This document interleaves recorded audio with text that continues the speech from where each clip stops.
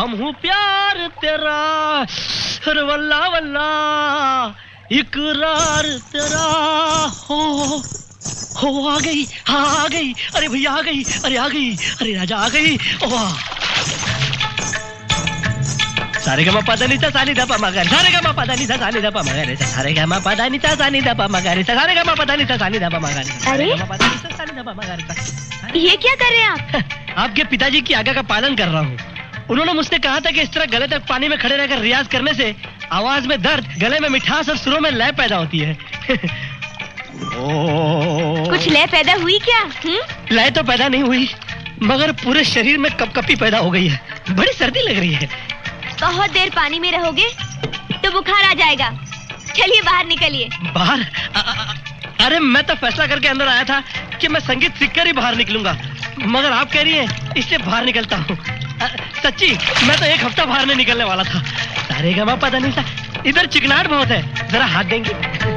ये लीजिए, आइए आइए ना।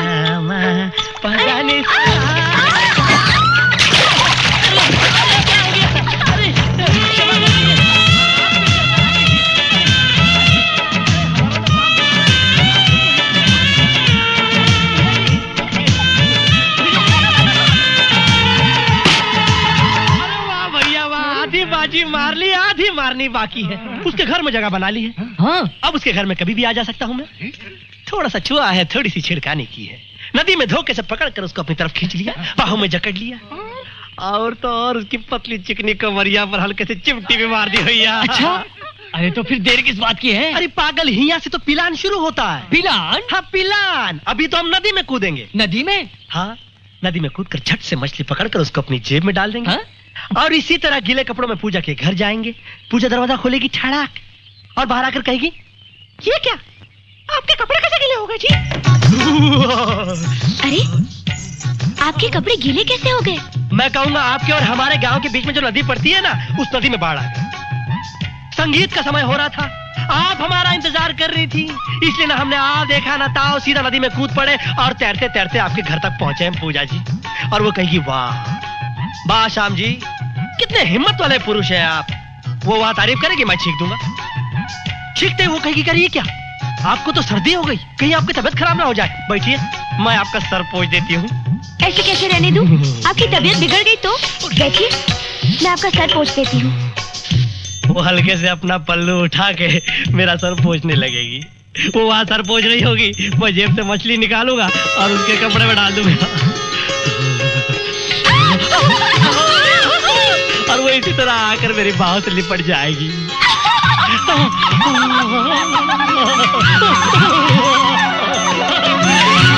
थोड़ी देर बाद मैं उसके नरम नरम गालों को पकड़कर, होठों पर नहीं, गालों पर पप्पी दूंगा।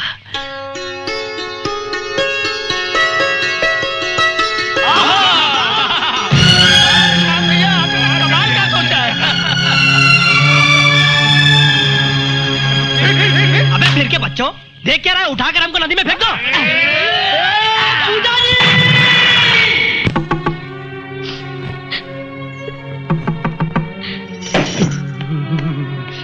अरे ये क्या, आप तो बिल्कुल भीग गए। वो क्या हो गया पूजा जी, आपके और मेरे गांव के बीच में नदी है ना, अचानक उसमें बाढ़ आ गई।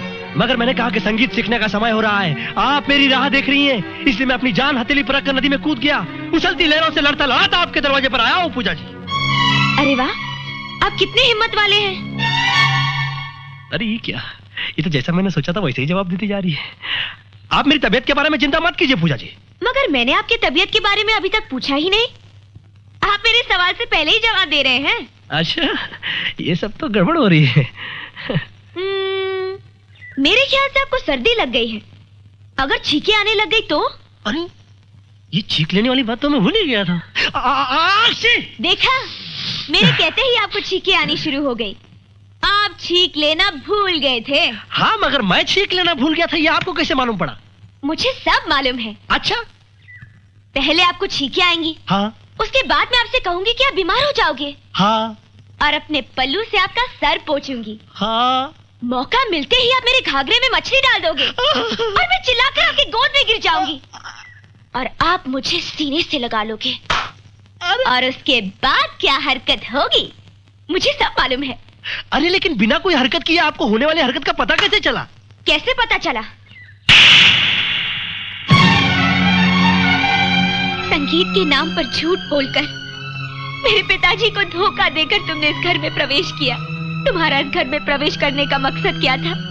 तुम्हारे मन में कितने गंदे इरादे छुपे हुए हैं, वो सब मैंने अपने कानों से सुन लिए, जो तुम बेशर्मी से अपने दोस्तों को मजे लेकर सुना रहे थे। संगीत का मतलब साक्षात सरस्वती होती है, यानी देवी, और तुमने एक स्त्री के शरीर को पाने के लिए सरस्वती का सहारा लिया, एक देवी की साधना को गाली दी। देवी तुम्हें कभी माफ नहीं करेगी।